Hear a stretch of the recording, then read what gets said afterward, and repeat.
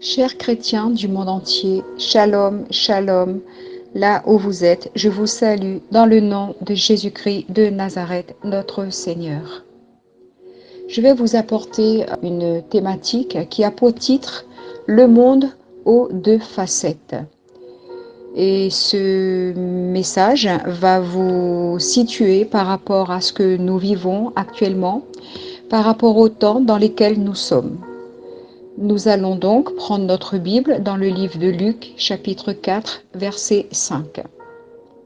Le diable, ayant élevé Jésus sur une plus haute montagne, lui montra en un instant, c'est-à-dire en un clin d'œil, tous les royaumes de la terre. Sur cette haute montagne, il pouvait avoir une vue panoramique, grandiose, éblouissante.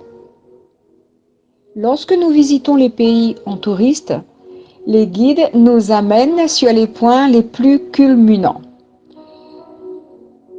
Et de cette vue, on découvre toute la ville sur une étendue très vaste entre mer et montagne. La vue est effectivement spectaculaire. Et quand on regarde les synonymes de éblouir, nous pouvons lire aveuglant, fascinant, flamboyant, étincelant, éclatant, somptueux, étourdissant. Nous avons aussi l'exemple de Lot, le neveu d'Abraham, du livre de la Genèse, chapitre 13, du verset 1er au verset 11. Lorsqu'il y a eu querelle entre les bergers des troupeaux d'Abraham et les bergers des troupeaux de Lot, Abraham a demandé une séparation entre eux pour maintenir le lien de la paix. Et Lot, levant les yeux, vit toute la plaine du Jourdain qui était entièrement arrosée, c'est-à-dire bien verte et bien grasse. On croit bien souvent que l'herbe est toujours plus verte ailleurs. Ça, c'est ce que dit le dicton. Lot choisit donc d'habiter cette contrée de Sodome et de Gomorrhe qui étaient des populations méchantes. Mais ça, il le découvrira beaucoup plus tard. Cette première facette, qui est la phase du monde actuel, avec toutes ses convoitises charnelles et passionnées, ainsi que l'orgueil de la vie, dont nous parle 1 Jean, chapitre 2, verset 16. Il est écrit que tout ce qui est dans le monde, la convoitise de la chair, la convoitise des yeux et l'orgueil de la vie, ne vient point du Père, mais vient du monde. Cette facette est celle de l'Antéchrist, avec ses attractions, son libertinage, sa mode, sa puissance, l'argent, le sexe, les drogues, la modernité et la rébellion, ainsi que l'égoïsme.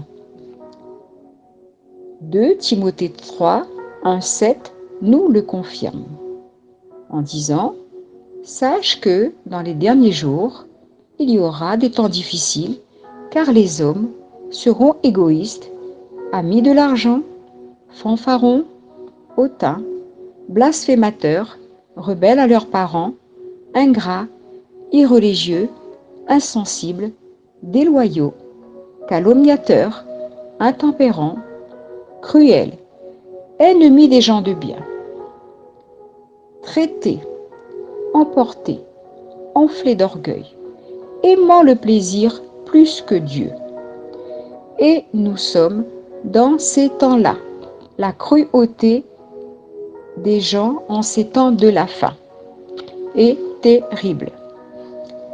La deuxième facette est celle de l'Apocalypse face aux épidémies, aux maladies, aux virus, la crise économique, la crise financière, crise du chômage, crise immigratoire, les cataclysmes, le réchauffement climatique, les attentats et violences, les perversions sous toutes ses formes, l'apostasie dans l'Église. La première facette, c'est ce que Satan a présenté à Jésus avec tous les artifices de ce monde, ses tentations et ses influences. Et la deuxième nous annonce, bien sûr, le retour imminent de Jésus avec l'accomplissement des prophéties. Alors, toi qui es chrétien, dans quelle partie de facette te trouves-tu?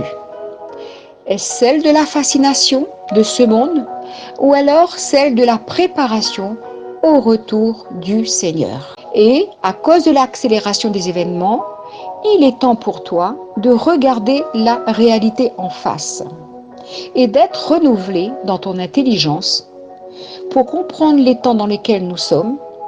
Et si tu es encore fasciné par les choses de ce monde, de revenir dans ton bon sens afin de te dégager des pièges du diable qui se serait emparé de toi pour te soumettre à sa volonté.